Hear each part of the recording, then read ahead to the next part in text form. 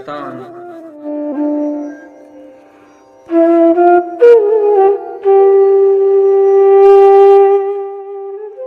لیکوال ډاکټر عبدالهادي حماس.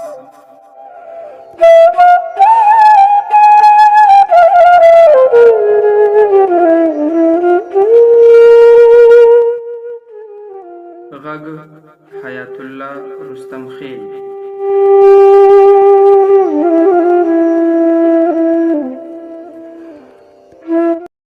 اوریدونکو، تاسو د قاچاقبرې د داستان لسمه برخه اورئ.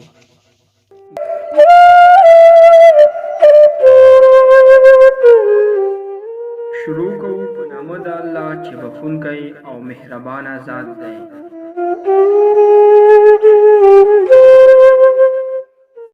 ځواب یې راکړ، نه، همدلته ښه یم. که در نږدې شم د بحر څپې به مې وجود در سره ولګوي او دا کار زما ضمیر نه قبلوي. د بلال دې خبرې حق حیرانه کړم. ورته مې کړه، ته د مرګ او ژوند ترمنځ یې، بیا هم د داسې خبرو پروا کوې؟ هو، ژوند مهم دی، خو له ژونده ځینې ارزښتونه مهم وي. بلاله، ته اوس یوازې نه یې، زه هم در سره یم، ورخطا نه شې. راته یې کړه لیمې، لکه چې ژوند تر همدې ځایه وو، لکه چې ژوند نوره یاري نه را سره کوي، خو ډېرې هیلې به هم دلته را سره ډوبې شي. د ورونو ډېر واړه او یتیم ماشومان مې کور کې پرېښي دي، هغوی سره مې ژمنې کړي دي چې په تاسې به زده کړې کوم، لګښتونه به درته رالېږم، لکه چې هغوی ته بې واده کېږم. ما ورته کړه، بلاله، ته خو یو زړور نارینه یې، ته باید ما ته تسلي راکړې، نه دا چې دومره بې همته خبرې وکړې. موږ ژغورل کېږو، ته دې هم هیلو ته رسېږې، زه هم ژوند کوم او په ګډه به بیا خپل هیواد ته خدمت کوو. د هغه سترګو کې غټې غټې اوښکې ښکاره شوې. خبرو ته یې شونډې بیرته کړې، ویې ویل، ځان ته دې ډېر پام کوه، ته له ما ډېر چانس لرې. دغه مهال د لومړۍ څپې په څېر یوه بله څپه راغله. موږ دواړه یې په خپل غېږ کې تاو کړو. د یوې دقیقې لپاره خو په اوبو کې وم، د هوا په ځای مې تروشې اوبه تېرولې. له هغه وروسته د حفاظتي واسکټ له برکته د اوبو سر ته راوختم. ژوره ژوره ساه مې واخیسته، خوا او شا مې په بلال پسې لاسونه وتپول. هغه زما په خوا کې نه و. پوه شوم چې د هغه ویره او اندېښنه بې ځایه نه وه. هغه پوهېده چې ځواني مې د دغه ځای د ماهیانو خوراک او د ګېډې مړېدا لپاره زرغون شوې ده. باوري شوم چې نور د هغه ښکلې ځواني اوبو رانه اخیستې. لنډ مهال مې هوس له لاسه ورکړه. د هغه سرښندنې، فداکاریانې، غیرت، کمساری همت او زما سره ښېګڼې مې سترګو ته ودرېدې. د بحر څپو سره په خبرو کې شوم. فکر مې ورته مخاطب شو. ورته مې کړه، ناځوانو، دا سړی بیرته راوخېژوئ. دا کوم عادي انسان نه دی، دا د ګوتو په شمار کس دی. دته دا نړۍ او خپل هیواد یې ډېره اړتیا لري. دلته د داسې همتي او پاک نفسو خلکو ډېر کمی دی. د ده په ځای ما واخلئ. په ما هېڅ څوک هم نه خوارېږي. که په ما مو هم زړه سوی راځي، د ده په ځای په دې بحر کې د خونخوارو قاچاقبرانو بیړۍ ډوبې کړئ او هغه د ځمکې تل ته ننباسئ. تاسې په یو بې ګناه انسان باندې شکمن شوي یاست. نو هغه ډېر زبردست سړی دی، د مرګ سزا لایق نه دی. خو د بحر څپې خوځېدې، ما ته یې ځواب نه راکوه. زما د خبرو اورېدو ته یې غوږونه نه لرل. په ټوله لاره کې مې احساسوله چې بلال یو بې جوړې هلک دی. ډاډه وم په هېڅ قیمت به یې له ځانه لرې نه کړم. د ژوند تړون به ورسره وکړم. د واده کولو منګ ته چې ورسېږم، واده به ورسره وکړم، خاوند به یې کړم. په مناسب وخت کې به دا وړاندیز هم ورته وکړم. خو زه څه خبره وم چې هغه به دلته ما یوازې پرېږدي او زما د ژغورلو لپاره به خپل ځان د مرګ په کومې کې ورکوي. هغه ځای ته مې وکتل چې بلال پکې ډوب شوی و. ورته منتظر شوم چې بیرته به یې هغه ښکلي ویښتان او بڼولې سترګې راپورته شي. مګر بهر په چوپه خوله راته ویل چې کوم فکر ته کوې دا خیال دی، محال دی او هیڅ ممکن نه دی. د بلال د وجود دې غرق کېدو سره زما د وجود یوه برخه هم ډوبه شوه چې هغې برخې ته زړه وایي. زه څه پوهېدم چې دا جادوګر پکتیاوال به په خپله سنګینۍ زما ماشوم زړه غلا کوي، او هغه چې لا مینتوب ته یې ډېر وخت و د مینې تاب یې نه درلوده ځکه خورا تنکی و. په وجود کې مې یو بل ډول احساس را ژوندی شو. دا ځل زما وجود په شور راغی، داسې شور چې د زورورو څپو زور ورته هېڅ هم نه و. زړه مې له یو بړاسه ډک شو، بړاس مې ستوني ته راغی. بې واکه مې له خولې داسې ځواکمنې چغې ووتې چې زما په سر په هوا تېرېدونکو دوو مرغانو به یې په اورېدو وزرې ووهلې، ودرېدې لکه چې څوک د تیږې وار پرې وکړي. د تګ مسیر ته یې بدلون ورکړ، بېرته په شا تاو شوې. بهر زما د وجوده له زوره د څپو سرچینه اخیسته. دا ځل د بحر موجونه زما فریاد په شور راوستل. چغو او فریاد مې دومره لوړ شول چې ډاډه وم په 15 کیلومترۍ کې به هر چا زما د چغو اهتزاز د هغه د غوږونو پردې لړزولې. ځان ته مې پام شو، د سترګو خوا او شا رخسارونه مې په اوښکو لامده وو. نرمو څپو مې حفاظتي واسکټ تخناوه، کله یوې او کله بلې خواته یې وړم. خاموشي وه، د هوا د مرغانو رپېدونکي وزرې به مې کله کله تر سترګو کېدې. زما چغې هم د بلال د ژوند په څېر ځواکمنې وې، خو بهر یې زور اوبو کړی و. چا نه اورېدې، نه یې څوک په کیسه کې و، هېڅ څه هم بدلون نه کوه. زه هم نوره د بحر غلامه شوم، د بحر د څپو په اشارو به نڅېدم او هر طرف ته به یې چې خوښه وه وړله مې. کله کله خو به ماهیانو هم زما پښې وتخنولې یا به یې په پنجه خوله راولګوله. خبرداری یې راکوه چې وږي یو، ته کله زموږ خواته راځې. نږدې 6 ساعته اوبو په سر لکه د اوبو زګ وګرځولم. زما ژغورلو لپاره د کوم څرک روښنایي معلومه نه شوه او نه مې دلچسپي لرله چې څوک دې راشي او ما دې وژغوري او بلال دې دلته یوازې پرېږدم. دا کار ډېره ناځواني راته معلومېده، ځکه خو مې د بلال د ډوبېدو له ځای سره سترګې ګنډلې وې چې ګوندې پیدا به شي او یو ځای به له دې خونکاره ماحول سره خدای پاماني وکړو. خو بلال قسم کړی و چې نوره مې ښکلې حیاناکه صحرا نه درښیم. په رښتیا چې د مینې لپاره قانوني عمر ته اړتیا وي، خو زه بې وخته مینه شوم.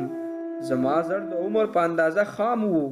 د بلال د ډوبېدو تاب یې رانه وړ. زما ذهن ته یې پرېکړه ولېږله، ورته یې کړه حفاظتي واسکټ دې له تن څخه خلاص کړه.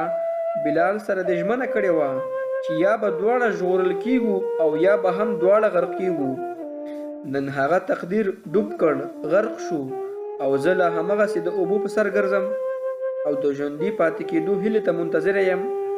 دا کار مې مناسب نه و، په رښتیا هم مناسب نه و، ځکه د پکتیاني ژمنې انسان سره مې د کم وخت په تېرېدو ډېر څه زده کړي وو. د ژمنې په پاللو یې پوه کړی وم. نو هغه د ژمنې لپاره سر نذرانه کړ، خو ما لا د ژوند ژغورلو فکر کاوه. ځان سره مې وویل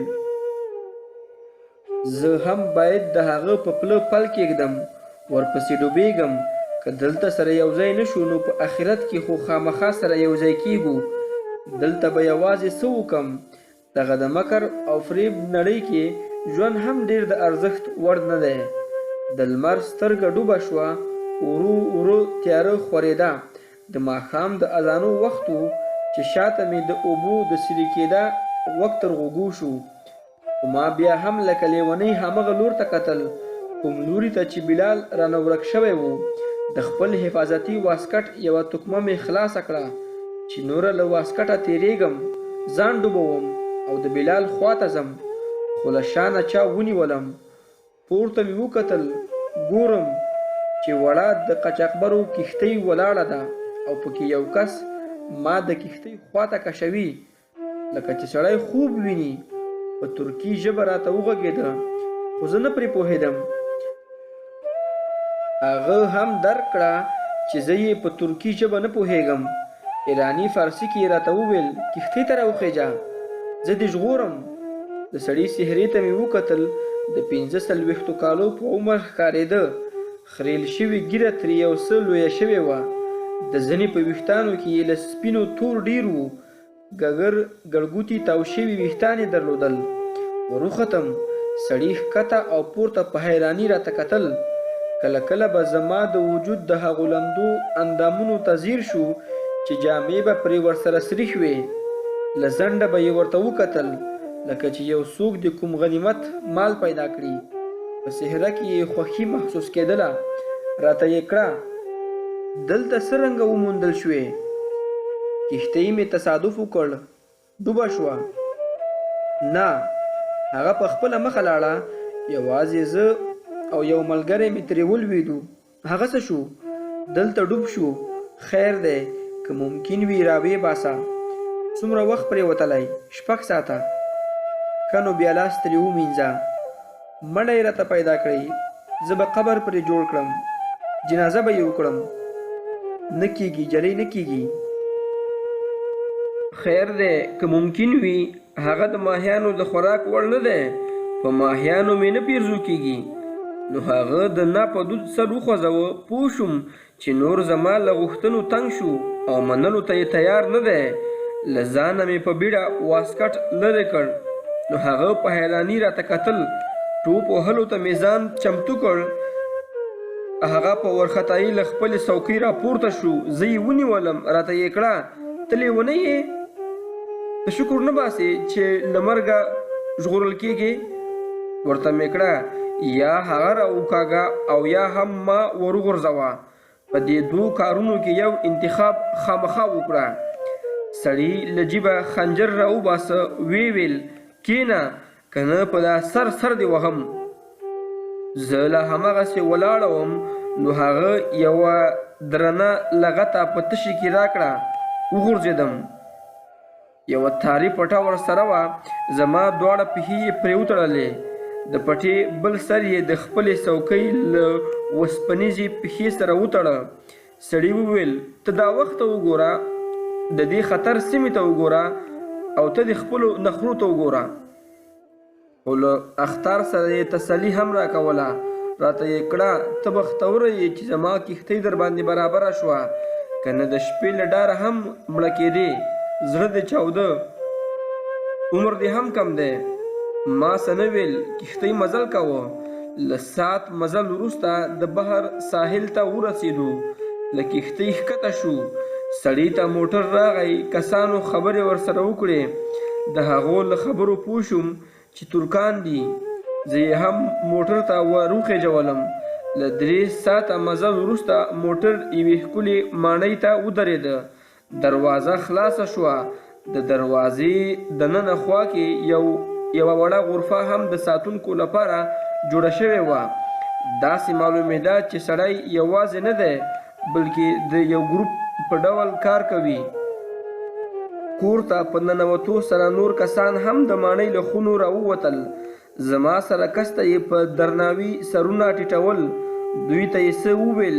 بیا یې عمومي دروازې ته وکتل. ځوانانو به لومړی ما او بیا خپل دغه مشر بیا دروازې ته کتل. فکر مې وکړ چې ورته ویې ویل له هغې دروازې یې بهر پرې نږدی. کور 3 منزله لرل. د پورته منزل لپاره د خطو یې راته وویل. زه په همدغه سړي پسې وم. په حرکت کې مې شاته وکتل. ځوانانو یو او بل ته په حیرانتیا شونډې بوسې کړې او بیا یې لاسونه سره تاو کړ. یوې ویرې واخیستم چې دلته خو منظم څه روان دي. خدای د ما سره به څه کوي دا خلک. زه یې وروستي منزل ته وخېجولم. هلته یوه ځوانه میرمن رامخې ته شوه. معصومه څهره یې لرله. ټیکری یې په سر و. نو هغې ته یې هم په ترکي ژبه څه وویل. یوه خونه یې راته وښوده. زما په څیر دغه کس چې زه یې راوستم نو هغه هم ډېر ستړی و. نو هغه بلې خونې ته لاړ. لږ وروسته میرمنې ما ته کوبی، پتلون او یخنقاق راوړ. ویې ویل کالي دي خراب او لانده شوي دي. په فارسي مې ورته وویل زما د جامو په څیر عامې جامې نشته. په دري ځواب راکړ شته، خو رئیس همداسې وویل. ورته مې کړه د رئیس څه یې؟ هېڅ. معاش درکوي؟ نه. نو په کومې اړیکې دلته اوسې؟ دا لویه کیسه ده. لومړی ته ووایه چې له کومه یې کړې. کښتۍ مو تصادف وکړ، زه ترې ولوېدم، بیا د دغه کس کښتۍ راباندې راغله، زه یې له ډوبېدو وژغورلم. نو الحمدلله چې له مرګه بچه شوې یې. کاش چې نه وای بچ شوې. ولې؟ په ما پسې یو ځوان چې بلال نومېده زما د ژغورلو لپاره هغه هم راپسې راولوېده. د هغه واسکټ نه و، زه وژغورل شوم، خو هغه زما لپاره خپل ژوند له لاسه ورکړ. د دغو خلکو په ساحه کې دوه کښتۍ وې، یوه له مشر سره وه چې ته یې راوستې، او بله یې د بل کارکوونکي سره وه. اوس د هغې بلې کښتۍ والا هم راورسېده. دوی ته یې ویلې چې ما هم یو ځوان چې حفاظتي واسکټ یې نه و او ډېرې اوبه یې هم تېرې شوې وې وژغوره. کیدای شي دا هم هغه ځوان وي. نو هغه ځوان اوس چیرې دی؟ نه پوهېږم، خو ته له هغه کس نه پوښتنه وکړه. له ما د پوښتنو کولو حق دلته اخیستل شوی دی. په خوله مو برکت، کاش کې همداسې شوي وي. زه د بلال ژوند غواړم، ځکه بلال ته دا نړۍ ډېره اړتیا لري، خو فکر نه کوم چې زما بخت دومره بیدار وي. نو هغه دې څه کېده؟ هېڅ. بیا یې ولې دومره په کیسه کې یې؟ که دې پېژندلی او درک کړی وای ته به یې هم همدومره په کیسه کې وای لکه زه چې یم. نو دوی څه وویل؟ هغه څه شو؟ ویل یې د ساحل غاړې ته مو کوز کړ. په لومړي ځل مې ټوټه ټوټه زړه راټول شو. د خوښۍ لپاره پکې یو حس پیدا شو. ومې ویل کاش کې بلال ژغورل شوی وي. هغه زما لپاره د ژوند بایللو قمار ووهه. میرمن له ځایه پورته شوه، ویې ویل ښه زه نوره ځمه. دا خلک د زړه سوي په نوم څه نه پېژني، ځکه چې زړه نه لري. که راباندې پوه شي چې تا سره مې د پېژندګلوۍ دومره خبرې کړي دي وژني مې. له دې خبرې سره پوه شوم چې کیسه لکه چې زما د تمې خلاف ده. له دې مخکې ما ویل چې سړي په ما زړه سوی کړی او د یو مهربانه شخص په توګه یې زما د ژغورلو هڅه کړې ده. فکر مې وکړ اوس لکه چې د ژوند په یو نوي امتحان کې ولوېدم. د داسې چا لاس ته ورغلی یم چې خدای د صبر سره کوي.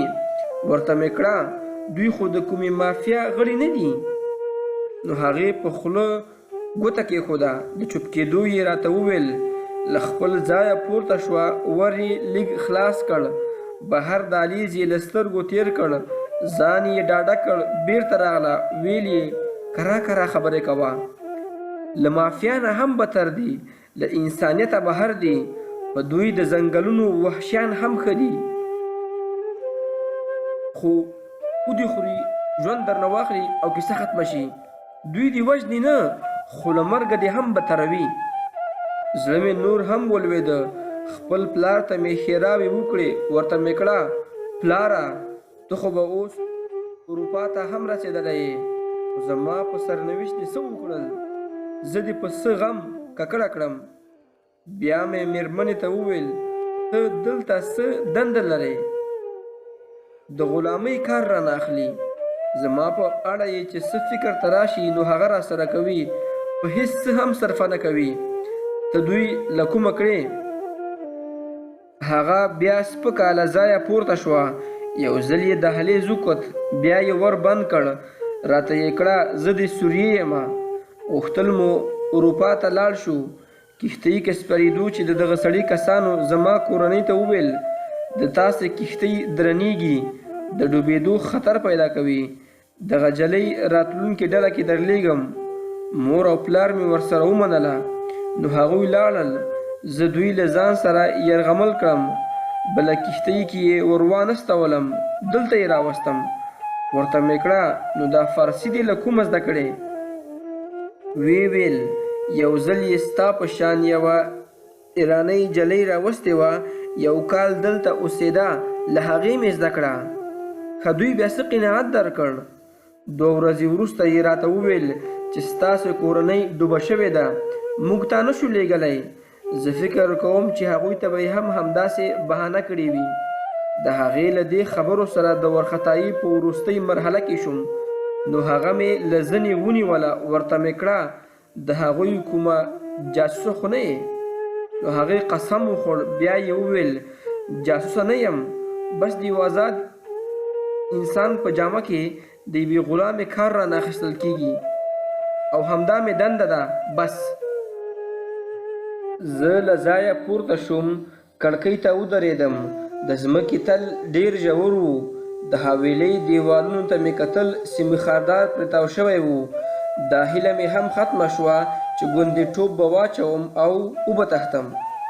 نو هغې ته مې زارۍ پیل کړې، ورته مې کړه خیر دی مرسته وکړه، ما ته له دې ځایه د تېښتې لاره برابره کړه. د هغې ځواب دا و چې څوک له ځان سره مرسته نشي کولی نو هغه به له بل کس سره څه مرسته وکړي. له 2م منزل د غږېدا غږ راغی. میرمن په بیړه رانه ووته. په تلو کې راته وویل دغه اتاق تشناب هم لري، ته حمام وکړه او کالي مو بدل کړئ چې سهار سید محرم درته په غوسه نشي. نو هغه لاړه او زه یوازې د یو نامعلوم سرنوشت په انتظار په کوټه کې پاتې شوم. مجبور وم چې کاوبای پتلون واغوندم، ځکه چې پوه شوم دلته د یو بندي په څیر باید امر ومنم، که نه په زوره یې هم را باندې تحمیل کوي. تر سهاره مې خوب ونه کړ. د اذانو سره مې سترګه تللې وه. یو وخت و چې د میرمنې د پیالو د کړنګا سره راویښه شوم. سترګې مې پرانیستلې، مخامخ یو دیوالي ساعت لګېدلی و. د سهار 9 بجې وې. نو حمام ته لاړم او اودس مې وکړ. دوی ټیکری نه و راته راوړی. هغه خپل چې راسره و ما هغه د شپې مینځلی و. نو هغه مې په سر کړ. د قضایي لمونځ مې وکړ. بیا مې 2 رکعته د حاجت لمونځ وکړ. دعاوې مې وکړې چې یا ربه د یو ښامار خولې ته لوېدلی یم، خلاصون ترې ناشونه دی. نو هغه ته ذات یې چې ناشوني کارونه شوني کوي. ربه ما ته له دې خلکو نجات راکړه. دروازه مې وټکېده. میرمن راغله، راته یې کړه که چای دې څښلی وي سید محرم دې غواړي. زړه مې په درزا شو. ورخطا شوم. له ځان سره مې وویل لکه له دې ځایه دی چې بدبختي پیل شوه.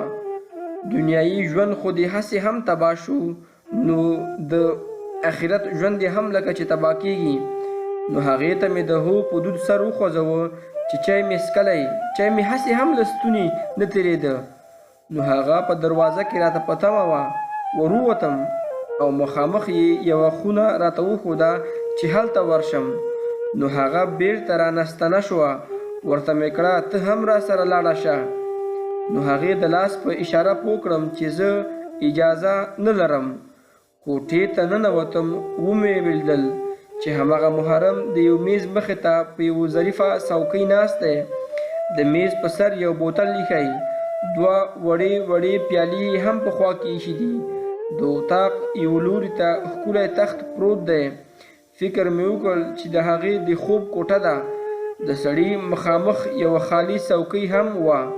د لاس په اشاره یې راته هلته د کېناستو وویل. زه هم ورغلم، مخامخ ورته کېناستم. په زړه مې د ویرې یوه خفیفه لړزه خپره وه. زړه مې زما په حالاتو ویر کوه. په فکر کې ډوبه شوم. څه وم، څه شوم، څه به کېږم. نو هغه شاید ډېر غږونه را باندې کړي وي، خو زه هغه وخت د سړي سترګو ته متوجه شوم چې میز یې راته په سوک ووهه. په قهرجنه لهجه مې ترې واورېدل. نوم دې څه دی؟ لیمه نومېږم. د کوم ځای یې؟ د افغانستان. دا په سر دې څه دي؟ ټیکری. نو هغه راپورته شو. زما له سره یې زما ټیکری لرې کړ. ویې ویل دلته د ټیکري په سر کولو ته ضرورت نشته. دا نه افغانستان دی او نه ایران.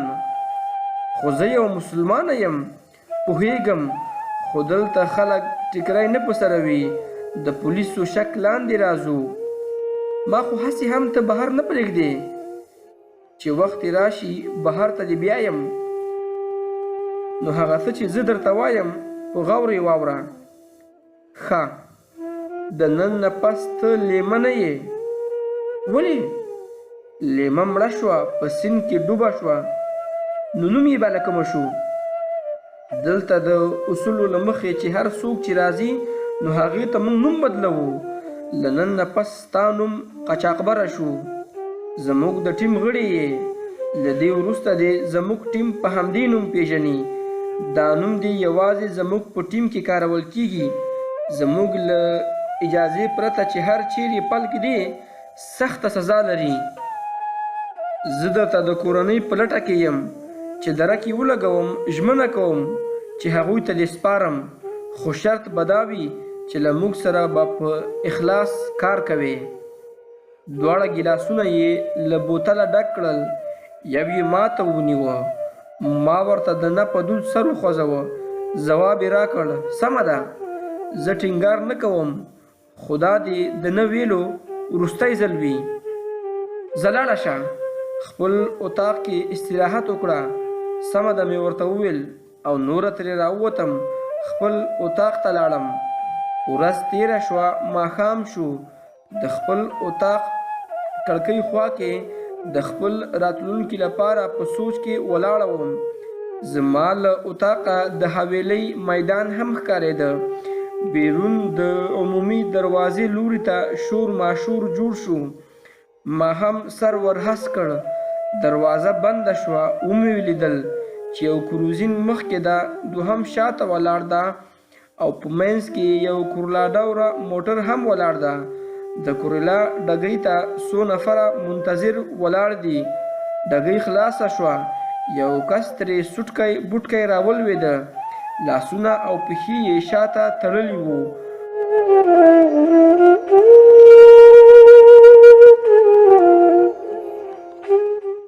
پاتې داستان په 11مه برخه کې اورو.